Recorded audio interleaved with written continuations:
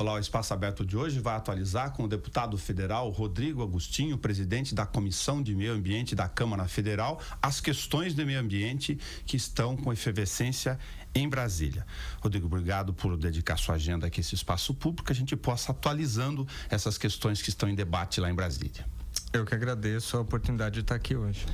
Vamos aproveitar a sua presença aqui para nos ajudar a entender o seguinte: as redes sociais nas últimas semanas, para o bem e para o mal, acabaram gerando uma enorme confusão na cabeça das pessoas sobre a questão dos relatórios do INPE, o Instituto Nacional de Pesquisas Espaciais. Afinal, a gente precisa tirar a dúvida: tem desmatamento crescente na Amazônia pelos relatórios? Ou tem erro? O que é possível retirar de conteúdo dessa história para o brasileiro entender? Tá, nós estamos tendo uma tendência de aumento de desmatamento desde o final do governo Dilma. Na época, a ministra da Agricultura, a Cátia Abreu, ela sinalizou, de certa forma, para os ruralistas, e a sinalização dela foi uma sinalização no sentido de que haveria uma permissão maior do governo para o desmatamento. Só que agora está batendo recordes. Nós temos comparado esse período agora desse primeiro semestre com o mesmo semestre do ano passado, um aumento de 258%. O INPE faz monitoramento de desmatamento desde os anos 80, inicialmente com satélites do sistema Landsat. Todo esse sistema foi passando por atualizações ao longo do tempo. Hoje tem uma acuráncia, né? Como a gente pode dizer, uma sensibilidade muito alta que permite identificar, cruzando os dados de desmatamento com os dados do cadastro rural, emitir alertas de desmatamento. O governo tem feito uma confusão entre os alertas e os dados de desmatamento. Os números são muito inconvenientes ao governo e o governo tem reagido de maneira muito agressiva. Existe uma possibilidade da gente perder a divulgação desses dados. Existe todo um sistema que foi sendo implementado que inclui imagens de satélite e imagens de radar. As imagens de radar são daquele sistema CIVAM. Na época de chuva, as imagens de satélites não são muito úteis na Amazônia, embora o desmatamento na época de chuvas também caia bastante. As nuvens atrapalham a qualidade da imagem? Atrapalham porque os dias que ficam nublados, o satélite não consegue enxergar a Terra, né? Então fica... E aí são utilizados dados de radar, e os dados de radar também são bem precisos. Então você trabalha com radar e trabalha com satélite. O pessoal prefere desmatar nessa época, agora que é a época de seca, onde o pessoal coloca fogo na floresta, né? E aí acaba com toda aquela biomassa que tem. Só para você ter uma ideia, a gente tem em média cerca de 100 toneladas de carbono em cada hectare de floresta, né? Então eles preferem nessa época seca botar fogo. E aí tem toda uma polêmica. Eu particularmente não vejo problema nenhum em trocar presidente de um órgão, diretor de um órgão, não vejo problema nenhum. O problema é a justificativa, é trocar porque o cara divulgou um número, é trocar porque o número é inconveniente, né? Isso está criando uma repercussão muito grande. Na Comissão de Meio Ambiente que eu presido, nós convidamos para dar explicações ao ministro do Meio Ambiente. Deu uma confusão danada semana passada e provavelmente semana que vem nós vamos estar votando uma convocação tanto para ele quanto para o ministro da Ciência e Tecnologia, nosso ministro de Bauru aqui, o Marcos Pontes, para que eles possam esclarecer um pouco melhor toda essa situação. A gente quer que a transparência aconteça, continue acontecendo como foi nos governos passados, e que haja uma ação do governo no combate ao desmatamento, que é principalmente hoje concentrada no sul do Pará e numa região chamada de Matopiba. A região do Matopiba inclui territórios do Maranhão, Tocantins, Piauí e Bahia, por isso que é Matopiba. Na região do Matopiba é o agronegócio mesmo, é desmatamento de cerrado para plantação de soja. No sul do Pará é desmatamento de grilagem de terra, é uma outra pegada. É algo muito sério porque é desmatamento em terras públicas, a maior parte em terras públicas. Hoje nós temos ainda 18% das terras da Amazônia são terras públicas não destinadas, ou seja, terras que são da União, mas não tiveram nenhuma destinação ou para um parque, ou para uma reserva extrativista, ou para mineração, ou o que quer que seja, né? Então, principalmente eles estão ocupando essas terras públicas e desmatando, enfim, e para tentar a titulação dessas terras. para o leigo que está acompanhando todas essas informações. Então, se a gente considerar os dados técnicos do que foi apresentado pelo INPE, todas essas ferramentas que você comentou, tem sim um aumento de desmatamento acumulado no tempo desde o governo Dilma. Tem o acumulado e tem o acontecendo agora. Né? Okay. Então, a tendência de aumento... ela se confirma. A gente teve uma explosão de desmatamento nos anos 90. Foi uma explosão, chegou a 27 mil quilômetros quadrados na região da Amazônia. Isso é assustador. Nós estamos falando assim, de um desmatamento mensal de uma área superior à cidade de São Paulo. E aí houve uma queda substancial com a implementação de vários programas como o PPCDAM, o PPG7, enfim... o PRODES, o DETER. Então foram vários sistemas que foram sendo implementados, cada um ocupando um determinado nicho aí desse sistema de vigilância, com a criação de unidades de conservação, com o congelamento, a interdição administrativa de algumas regiões, com a implementação da lei dos crimes ambientais. Então houve um conjunto de fatores que resultou nisso.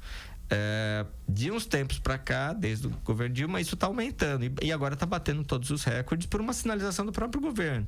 Então, quando vai ter uma fiscalização, o governo avisa antes, o governo parou de recolher os equipamentos usados no desmatamento. Então, antigamente, esses equipamentos eram recolhidos. Caminhão, motosserra, trator, tudo isso era recolhido. E em áreas isoladas da Amazônia, esses equipamentos eram destruídos.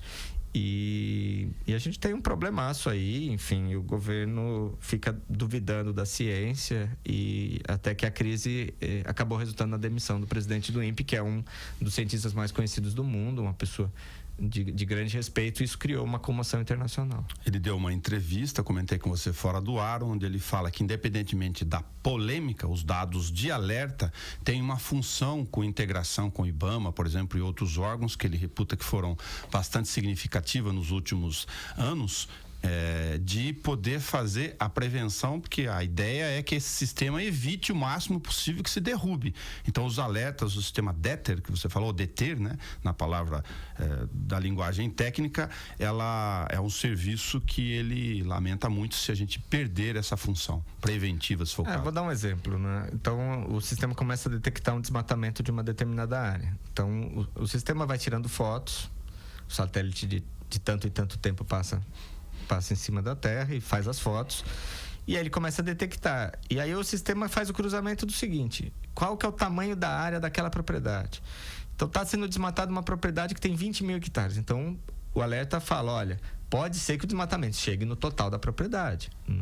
Difícil alguém desmatar o vizinho, então ele desmata a dele. E aí o que acontece?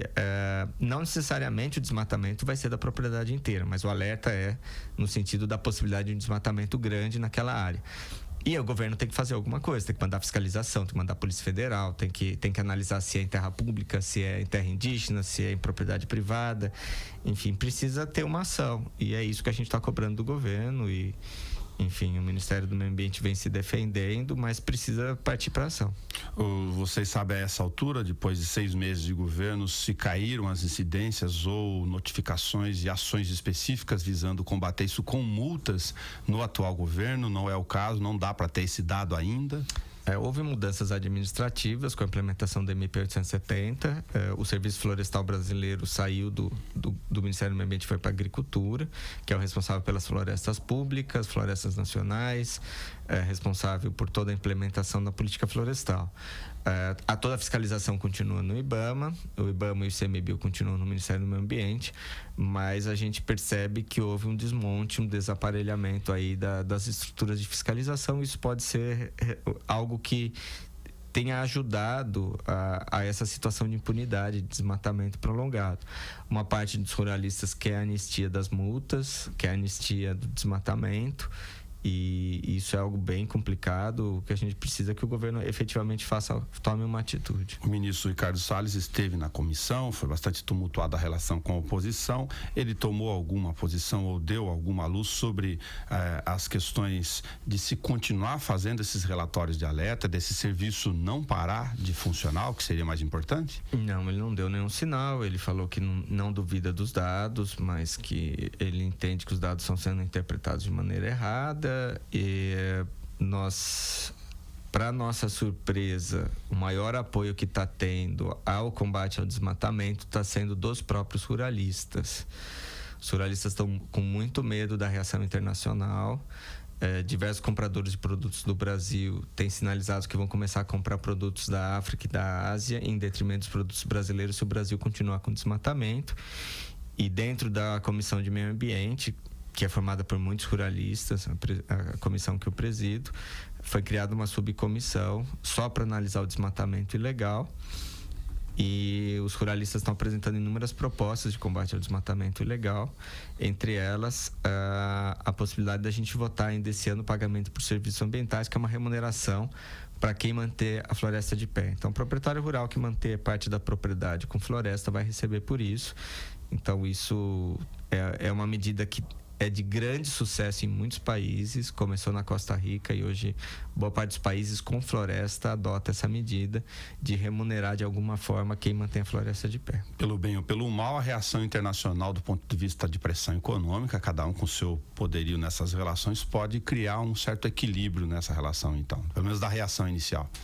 A reação internacional está muito forte, até porque a gente vive um momento agora decisivo na discussão de mudanças climáticas. Nós precisamos, nos próximos 10 anos, ter emissões negativas de carbono no mundo, e para isso precisamos aumentar a cobertura florestal do mundo, e isso pode ser uma grande tragédia internacional. Então está todo mundo muito preocupado com isso. A questão dos pagamentos de serviços ambientais, se bem regulamentada, enfim, ela pode ter relações inclusive para questões urbanas, como aqui de Bauru? Sim, o Joaquim, que é o novo diretor de florestas do Ministério, sugeriu, e o relator acatou, a possibilidade de incluir na proposta áreas urbanas. Além disso, vai ser uma das principais estratégias, porque no primeiro momento que a gente ainda não tem recursos, os recursos serão priorizados para as áreas com mais intensidade de desmatamento, e a ideia é implementar, junto com o Cadastro Ambiental Rural, uma forma de remunerar os proprietários que mantiverem a sua cobertura florestal. É uma proposta que está bem adiantada. Muitas empresas internacionais estão dispostas a colocar dinheiro nesse sistema, e aí compensar suas emissões através da manutenção de florestas no Brasil. É algo bem viável, bem possível.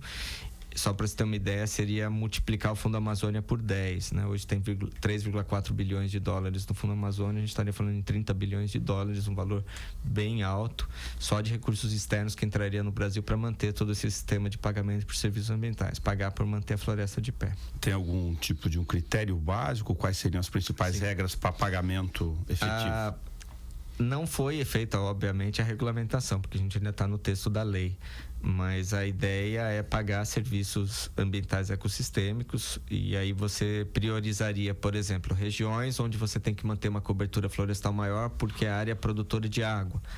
Então, Bauru, inclusive, já está dentro de um projeto de PSA, que é um projeto da ANA, que remunera alguns proprietários na Bacia do Batalha. Isso já existe dentro da Agência Nacional de Águas. Então, seria agora um projeto um pouco maior. Então, você prioriza regiões de abastecimento de água, prioriza regiões com desmatamento mais intenso, com uma pressão maior.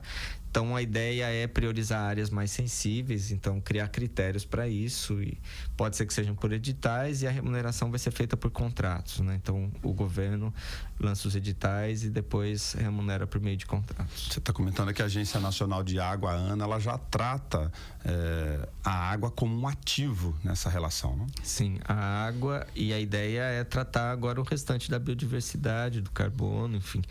Então, tem países que pagam, inclusive, por serviços ambientais, áreas oceânicas, né? Que é uma visão diferente da questão florestal. Mas é um sistema moderno, é um sistema que mexe no bolso das pessoas. Então, a pessoa não vai passar a entender a floresta como estorvo, e sim como uma fonte de renda. Você nos contou aqui, na próxima semana já, de uma agenda das questões ambientais mais importantes e significativas. A primeira é a questão do pagamento de licença ambiental. Falar das boas primeiros, da chamada Lei dos Oceanos e a do Pantanal. São dois textos que estão bem adiantados. A Lei dos Oceanos é o PL 6969, ele é de relatoria hoje do deputado Molon, E é um projeto que tem chance de ir para o plenário e ser votado a qualquer instante. A lei do Pantanal está ainda em comissões, está na pauta da minha comissão na semana que vem. É um texto também moderno e que vai regulamentar como é que se dá o uso do solo na maior área úmida do planeta, que é o Pantanal Mato-Grossense. E é um projeto também bem positivo, enfim, é uma pauta positiva. Nós temos também uma pauta polêmica, que vai chamar muita atenção na opinião pública nas próximas semanas, que é o novo projeto de lei sobre licenciamento ambiental. Isso, tanto ambientalistas, ruralistas, a indústria, todo mundo defende uma nova legislação de licenciamento, mais rápida, mais ágil, mais moderna, mais eficiente, mais transparente, com controle social, enfim, com sistemas mais modernos, que possa garantir tanto o desenvolvimento quanto a conservação do meio ambiente.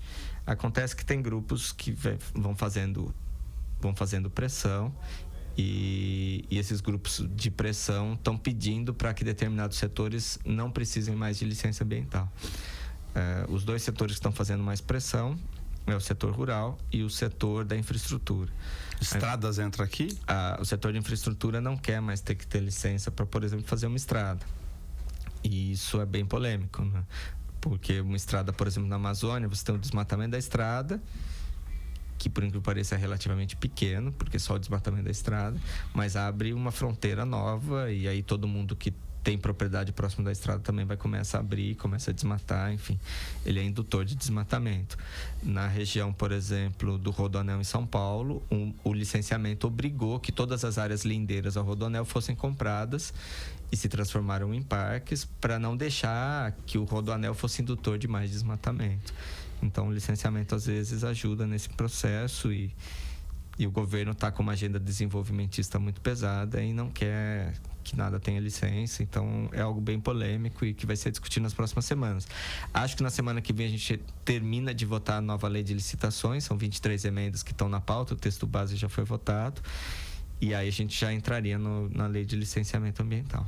Essa questão das licenças que envolvem infraestrutura e questão rural, nós gravamos com o relator da matéria aqui, que ele esteve visitando Bauru recentemente, o deputado Kim Kataguiri. Você já nos contou que conversou com ele.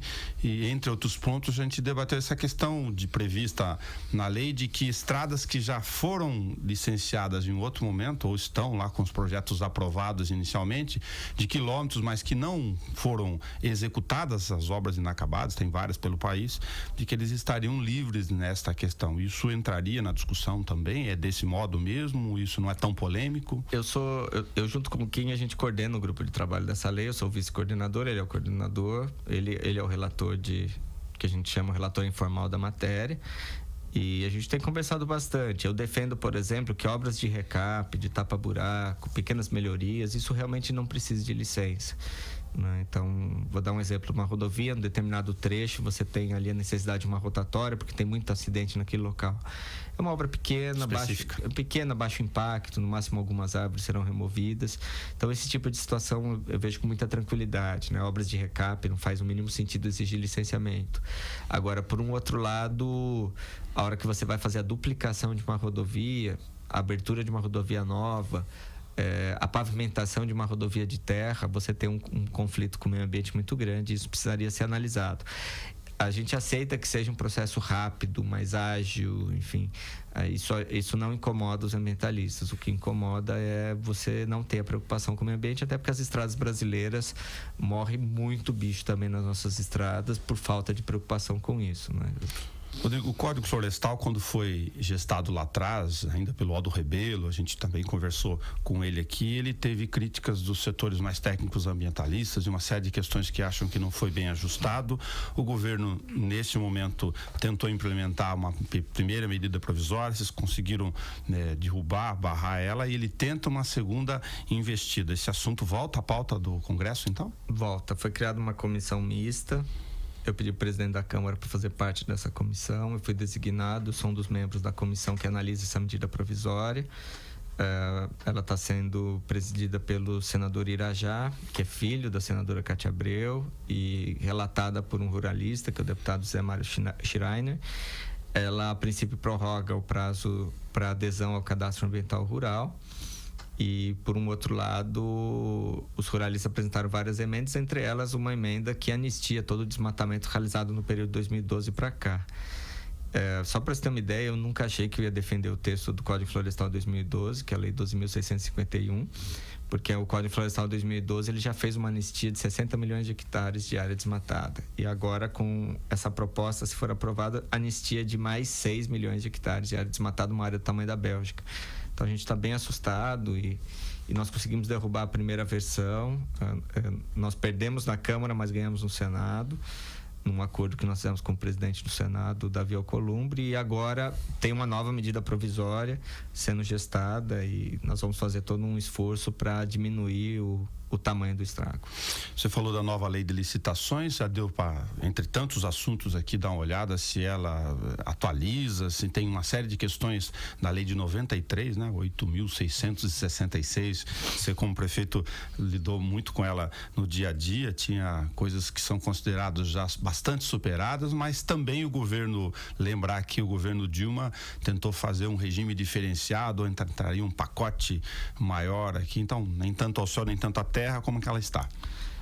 O texto está bem moderno, é um texto que faz uma atualização boa, algumas modalidades que já não eram mais aceitas pelos tribunais de contas, pelo Ministério Público, por exemplo, como a carta convite cai, aquele regime diferenciado de compras que foi criado para a Copa do Mundo, para a Olimpíada também cai, criado outras modalidades para tornar o sistema de licitação mais competitivo. Nós teremos a inversão de fases, então a empresa só vai apresentar documentos após a análise da proposta, então você faz uma inversão, você não precisa analisar documento de todos os participantes da licitação, você só vai analisar daquele que vencer a licitação. Para compras de produtos e serviços, para contratações de produtos e serviços, vai ser inteiramente pelo site. Então, vai ter um portal de licitações nacional e que todas as compras de produtos e serviços serão dentro desse sistema. Então, você tira aqueles monte de pregões que as prefeituras fazem. Enfim, você vai botar tudo num sistema, vai ser tudo eletrônico. Os interessados se cadastram, se credenciam e vão lá. Né? Então, uma determinada prefeitura, o governo estadual coloca lá, olha, eu preciso comprar tanto desse medicamento, as empresas vão ter um prazo para apresentação das suas propostas e ao final o sistema já aponta o vencedor com o melhor preço e depois esse vencedor que deve apresentar as documentações necessárias para aí sim firmar o contrato. Tem todo um sistema de penalidades, então vamos supor, a pessoa participa da licitação, ganha, mas não tem a documentação, ela vai ser responsabilizada por participar e tumultuar o processo de licitação. Não tem má fé aí nessa relação, né? E aí, enfim, está sendo criado um outro sistema, por exemplo, para contratação de obras, onde a ideia é criar uma competição maior dentro do mercado. E eu acho que é um texto mais moderno, acho que vai agilizar muito. Hoje, uma prefeitura demora 1 ano quase para fazer uma contratação de obras. Eu lembro...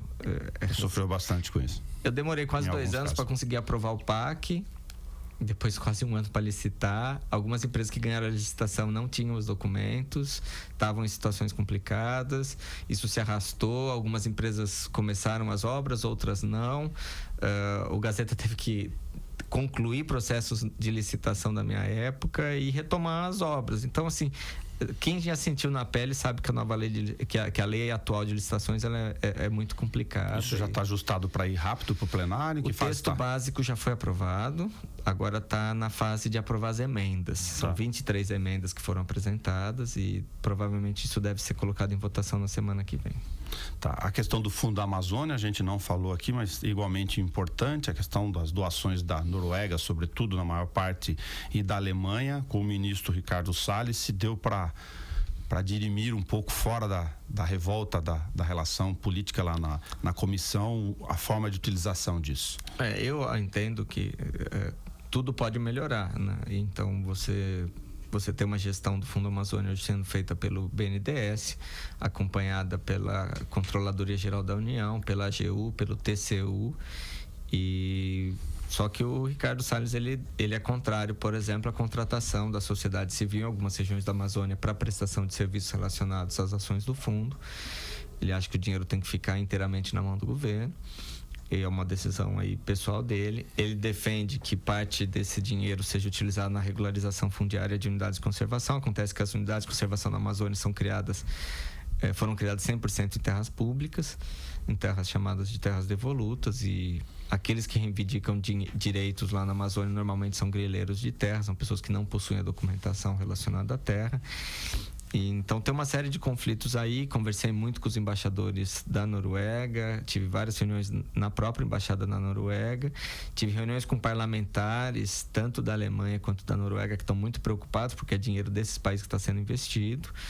E aí nós convidamos o ministro do Meio Ambiente para dar explicações. Ele deu uma parte das explicações, ele não entrou em detalhes. E foi uma reunião muito tumultuada. A gente espera que isso se resolva, porque é muito dinheiro e é um dinheiro capaz de fazer a diferença para a população da Amazônia. Ele quer usar para quê, eventualmente, fora dessa relação, com esses casos não regulamentados? Ele não chega a detalhar, mas a grande ideia é você utilizar esse recurso para você gerar um desenvolvimento na Amazônia que não necessariamente precisa derrubar a floresta. O maior acordo feito até hoje de conservação da Amazônia chama-se Zona Franca de Manaus. Então, você leva o desenvolvimento intenso por uma área bem pequena da Amazônia. O desmatamento da Zona Franca de Manaus é minúsculo, né? Fica restrito ao Distrito Industrial de Manaus. Manaus hoje tem mais de 2 milhões de habitantes e você não precisa desmatar a floresta, né? Então, foi um projeto que deu certo. A ideia é você implementar núcleos, cada um com uma utilização diferente. Então, você pode ter uma região que produz açaí, outra região que produz a borracha, outra região que produz andiroba, enfim, produtos da floresta. Você pode ter um manejo florestal, madeireiro, inclusive, sustentável, onde você extrai algumas madeiras, mas não precisa derrubar toda a floresta. Então, assim, a ideia do Fundo Amazônia é gerar renda para os povos da Amazônia. São 20 milhões de pessoas que vivem hoje na Amazônia, a maior parte em cidades, obviamente. Mas a ideia é que você gere renda, inclusive para povos tradicionais, enfim, seringueiros, indígenas, enfim, ribeirinhos, e consiga levar o desenvolvimento para que não aconteça o desmatamento. Então, essa é a ideia do fundo. O fundo tem tido um relativo sucesso nas áreas onde foi implementado. E é uma polêmica danada, né? Enfim, e a gente está no meio dessa discussão ainda. Rodrigo, a gente, só para lembrar aqui, posicionar quem está nos ouvindo pela rádio aqui em Bauru e na região, e também pela TV, a gente está gravando o estúdio misto de multiplataforma de rádio e televisão, mas a gente gravou especificamente sobre a reforma da Previdência no estúdio de TV. Também está disponível na íntegra esse programa na página da TV Câmara no YouTube.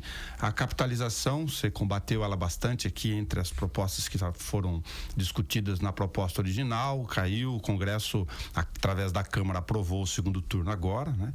E o governo anuncia que quer voltar com esse tema no Senado, em apartado ou não, para andar o que foi aprovado. É capitalização, segundo Rodrigo Maia, o Paulo Guedes quer insistir com ele. Tem espaço no Congresso para isso? Não? No papel cabe tudo. Eu acho difícil, porque o texto da reforma da Previdência não dizia o que seria essa capitalização, né? Em alguns países onde foi implementado, não teve um sucesso considerável. Então, o exemplo mais próximo que a gente tem é o Chile. Você imaginar que cada trabalhador brasileiro vai criar uma poupança e que essa poupança vai ser utilizada só na época da aposentadoria e que a aposentadoria vai ser 100% através desse sistema de poupança, eu acho muito difícil. Assusta o governo querer insistir com um dado numa capacidade de poupança reconhecida, mesmo da população economicamente ativa, muito baixa no Brasil. A gente tem um poder de compra muito baixo, o brasileiro está sempre devendo, está sempre estrangulado e, enfim, eu acho difícil. Eu acho que um país para entrar num sistema como esse, o país tem que ter uma economia muito estável, o padrão de vida da população tem que estar muito melhor, as pessoas têm que... precisa começar a sobrar dinheiro para as pessoas fazerem essa opção, senão as pessoas vão preferir utilizar o recurso, pagar a faculdade do filho, botar comida em casa, comprar remédio do que fazer esse tipo de poupança. Na maior parte dos países é recurso 100% do trabalhador, não entra recurso patronal, e hoje a gente já tem um déficit enorme no Brasil, mesmo tendo essa situação mista, onde uma parte do dinheiro é do governo federal, uma parte é recolhida dos trabalhadores e uma parte patronal. Então, eu particularmente vejo com muita dificuldade. Acho mais fácil entrar estados e municípios. Não acho que vai entrar no texto da reforma, eu acho que vai entrar numa PEC paralela. O relator do texto, o senador Tasso Gereissati, já sinalizou nessa direção. E, enfim, nós já vencemos uma parte. Acho que o texto não é o melhor texto do mundo. Eu acho que é um remédio muito amargo, mas não dá para o Brasil estar na situação que está hoje. Está uma quebradeira danada. 53% do orçamento da União está sendo utilizado para pagar previdência. Isso é 3 vezes mais do que se gasta com educação, saúde e segurança. Nós temos hoje 16 milhões de desempregados, é um número assustador, mais 20 milhões de pessoas que não estão mais procurando emprego. Então, precisa de um remédio amargo. Acho que o governo passou da dose, mas é o que tinha. Já tem uma série de prefeitos que a gente vai conversando aqui na região que está de olho na inclusão dos municípios como um fôlego a partir dos próximos anos. O ano que vem tem eleição municipal, né, no país, para usar a gordura que ele tem que encaminhar hoje para gastos de previdências, onde tem regime próprio, que nem em Bauru, para tratar das questões de aumento de gasto de folha, eventualmente. Então, uma questão do país é o controle fiscal posterior à responsabilidade do uso dessa reserva depois, né? Hoje, se, por exemplo, incluir Bauru, o Gazeta teria 20 milhões a mais por ano para poder utilizar na cidade, né? Não é dinheiro que vai ser tirado do cofre da Funprev. Não. É importante dizer, é dinheiro que a prefeitura... ele deixa de tirar do orçamento para destinar. Deixa de ter que destinar para lá, porque as pessoas que vão se aposentar a curto prazo, a gente tem 1.000 funcionários hoje, dos 6.000 da prefeitura, tem 1.000 funcionários prestes a se aposentar nas regras, se forem mantidas as regras atuais. Então, esses 1.000 vai ter o adiamento disso, muda-se o cálculo atuarial e a prefeitura deixa de ter que repassar esses 20 milhões agora, e isso é uma economia para a prefeitura, embora às custas do trabalhador da prefeitura. Rodrigo, muito obrigado de atualizar a importantíssima agenda ambiental e econômica e de desenvolvimento sendo o país conosco aqui. Eu que agradeço, fico à disposição para novos esclarecimentos. Muito obrigado e parabéns aí pela programação. A gente vai acompanhando e atualizando, fazendo valer o nosso direito de conversar com o deputado federal aqui em emissora pública para rádio e televisão, e você encontra este programa, assim como os demais, para assistir a hora que você quiser na página da TV Câmara no YouTube. Até o nosso próximo Espaço Aberto.